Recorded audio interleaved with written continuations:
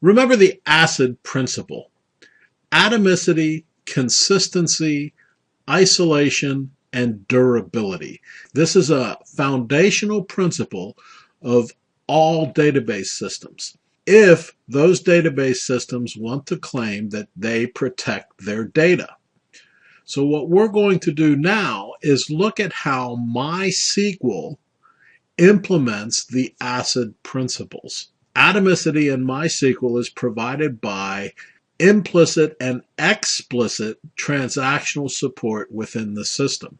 A transaction is a collection of SQL statements. If those SQL statements are executed, they must all execute as a unit to completion, or the entire collection of SQL statements gets undone or rolled back. So it's an all or nothing proposition for the SQL statements within a transaction. A transaction has a lifespan from the beginning or the start of the transaction through the commit of the transaction, the completion of the transaction. Once the transaction is committed, any changes that those statements within the transaction made to the database become permanent. If at some point between the start and the commit of the transaction, some error or other condition occurs that prevents the transaction from committing, all of the statements up to that point are rolled back so that the database is returned to the state it was in prior to the start of the transaction. Now in MySQL, the default is implicit transactions or auto commit, so that if we submit a batch of SQL statements, there will be an implicit start of the transaction and an implicit commit of the transaction embedded within those SQL statements. Within MySQL, we can also set save points. So at some point within the collection of SQL statements within a transaction, we can set a save point and say everything is fine up to this point. If an error or some other condition occurs prior to the completion of the transaction, we can roll back the transaction to that save point rather than having to roll back the entire transaction and then do some other function to either recover from the error or commit the changes up to the save point. So we have save point management keywords, setting a save point with the save point keyword, roll back to save point, and release save point.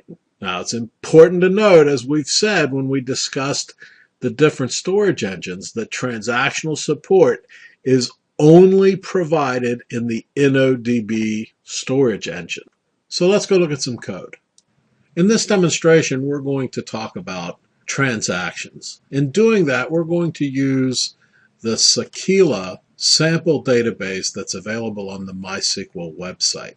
Specifically, we're going to use the film table from that sample database. Before we look at any of the transaction control keywords, let's check on the session variable auto commit.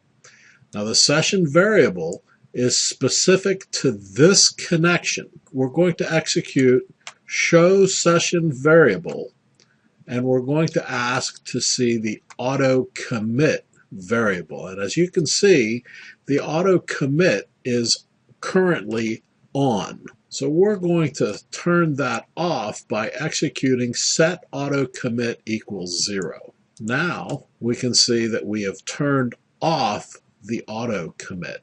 Now again, this is session only. This is not the global setting for the auto commit variable. If we want to set the auto commit globally for the server, we come to the administration section, system variables, and we can change the value of auto commit for the entire MySQL instance here by saying on or off. Now the default setting is on. I've already changed the auto commit system variable to off. So let's look at the value of a record in the film table. And we're going to look at film ID 52 with a title of Ballroom Mockingbird. The first thing we're going to do is update the title of the film using an incorrectly spelled title. Now notice that we did not execute the rollback statement. We started the transaction, we executed the update statement, but we have not executed either commit or rollback.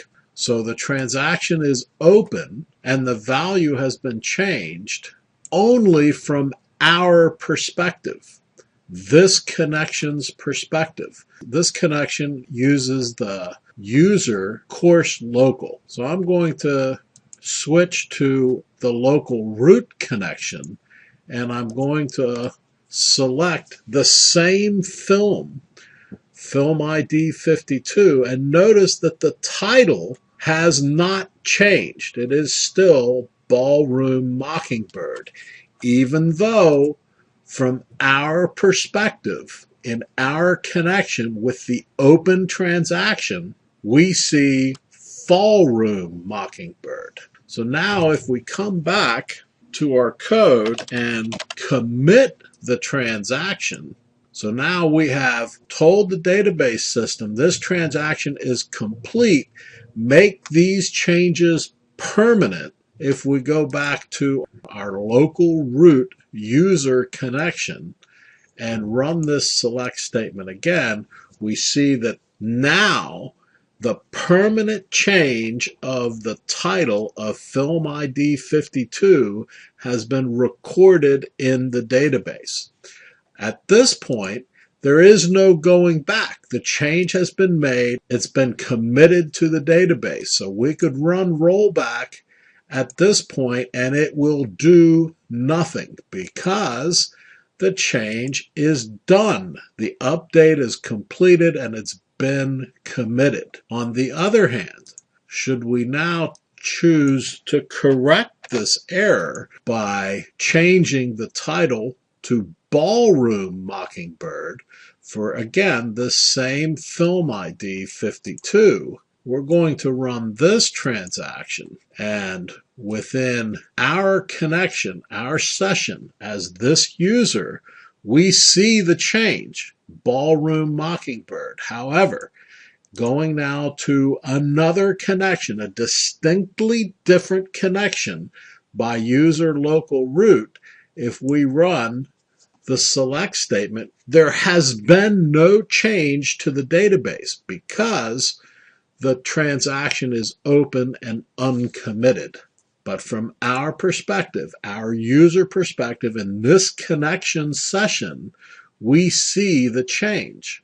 But we've decided not to commit this change. So we're going to roll back or undo the change to the database. So now from our perspective, the value of the title goes back to the prior value, and from the other connection's perspective, nothing changes.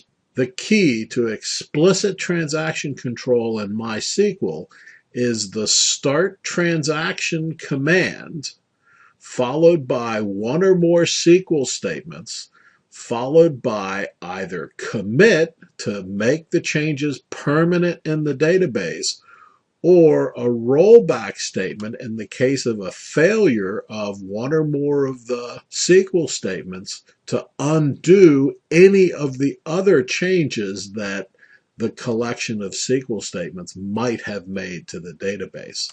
So we start a transaction and we commit a transaction, and the commit is the end of the transaction statement.